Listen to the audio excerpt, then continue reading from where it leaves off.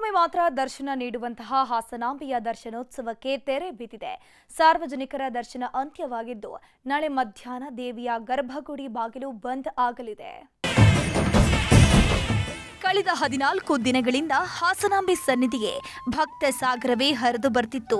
ಹಗಲು ರಾತ್ರಿ ಎನ್ನದೇ ದೇವಿಯನ್ನ ಕಣ್ತುಂಬಿಕೊಳ್ಳುವುದಕ್ಕೆ ಕ್ಯೂನಲ್ಲಿ ನಿಲ್ತಾ ಇದ್ರು. ಮಳೆ ಗಾಳಿ ಯಾವುದನ್ನೂ ಲೆಕ್ಕಿಸದೆ ದೇವಿಯ ದರ್ಶನ ಪಡೆಯುತ್ತಿದ್ರು. ಪ್ರತಿನಿತ್ಯವೂ ಕೂಡ ರಾಜ್ಯದ ಮೂಲೆ ಮೂಲೆಯಿಂದ ಲಕ್ಷಾಂತರ ಭಕ್ತರು ಧಾವಿಸಿದ್ರು. 2 ವಾರದಿಂದ ಭಕ್ತ ಕೋಟಿಗೆ ದರ್ಶನ ನೀಡಿದ ತಾಯಿ ಹಾಸನಾಂಬೆ ಮತ್ತೆ ಗರ್ಭಗುಡಿ ಸೇರ್ತಿದ್ದಾಳೆ. ಇವತ್ತೇ ಸಾರ್ವಜನಿಕರ ದರ್ಶನಕ್ಕೆ ತೆರೆ ಬೀಳ್ತಿದ್ದು ನಾಳೆ ತಾಯಿ ಹಾಸನಾಂಬೆಯ ಗರ್ಭಗುಡಿ ಬಾಗಿಲು ಬಂದ್ ಆಗಲಿದೆ. ಹಾಸನಾಂಬೆ ದೇಗುಲದ ಬಾಗಿಲು ತೆರೆದು ಇವತ್ತಿಗೆ 14 ದಿನ. ಸಾರ್ವಜನಿಕರಿಗೆ ದರ್ಶನ ಶುರುವಾಗಿ 13 ದಿನ. ಈ 13 ದಿನದಲ್ಲಿ 25 ಲಕ್ಷಕ್ಕೂ ಹೆಚ್ಚು ಭಕ್ತರು ಹಾಸನಾಂಬೆ ಸನ್ನಿಧಿಯಲ್ಲಿ ದರ್ಶನ ಪಡ್ಕೊಂಡಿದ್ದಾರೆ. ಕೊನೆಯ ದಿನವಾದ ಇವತ್ತು ಕೂಡ ಲಕ್ಷಾಂತರ ಭಕ್ತರು ಆಗಮಿಸಿದ್ರು. 20 ಕೋಟಿಗೂ ಹೆಚ್ಚು ಹಣ ಹರಿದು ಬಂದಿದ್ದು ಸಿನಿಮಾ ತಾರೆಯರಾದ ಮಿಲನಾ ನಾಗರಾಜ್ ಮತ್ತು ಧ್ರುವ ಸರ್ಜಾ ಕೊನೆಯ ದಿನ ಹಾಸನಾಂಬೆಗೆ ವಿಶೇಷ ಪೂಜೆ ಸಲ್ಲಿಸಿದ್ರು.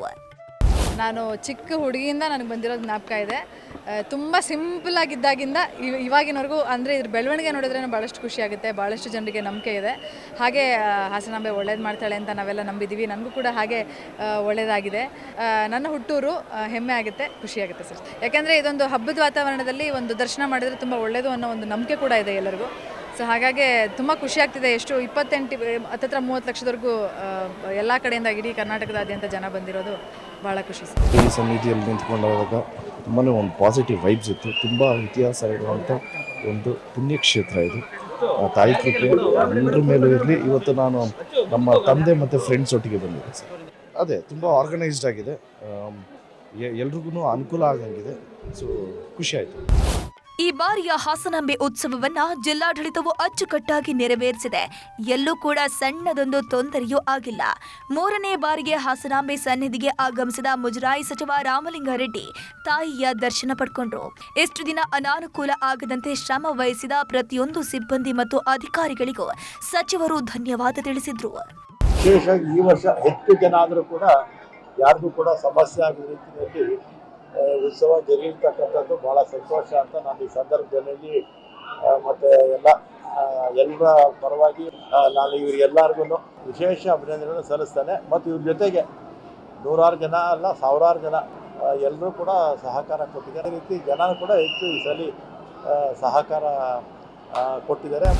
ಹಾಸನಾಂಬೆ ಉತ್ಸವದ ಸಕ್ಸಸ್ ಹಿಂದೆ ಉಸ್ತುವಾರಿ ಸಚಿವ ಕೃಷ್ಣ ಭೈರೇಗೌಡರ ಪಾಲು ಬಹುದೊಡ್ಡದಿದೆ.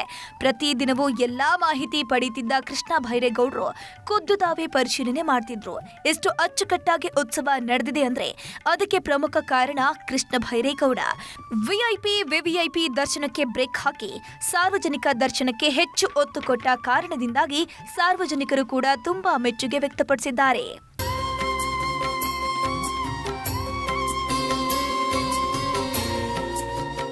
ಸಾಮಾನ್ಯ ಜನಕ್ಕೆ ಪ್ರಯಾರಿಟಿ ಕೊಡಬೇಕು.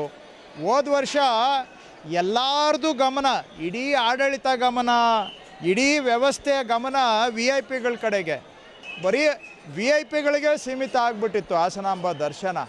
ಸೊ ಅದನ್ನು ನಾವು ವಿಮುಕ್ತಿ ಮಾಡಿ ಇವತ್ತು ದೇವಿಯನ್ನು ಸಾರ್ವಜನಿಕರಿಗೆ ಮುಕ್ತವಾಗಿ ಸಿಗೋದಕ್ಕೆ ಅವಕಾಶ ಮಾಡಿಕೊಡ್ಬೇಕು ಅಂತ ಹೋದ ವರ್ಷ ಏನು ಬರೀ VIP ಡ್ಯೂಟಿ ಮಾಡೋರು, ಈ ವರ್ಷ ಕಾಮನ್ ಜನಗಳದ್ದು ಡ್ಯೂಟಿ ಮಾಡಿದ್ದೇವೆ ನಾವು.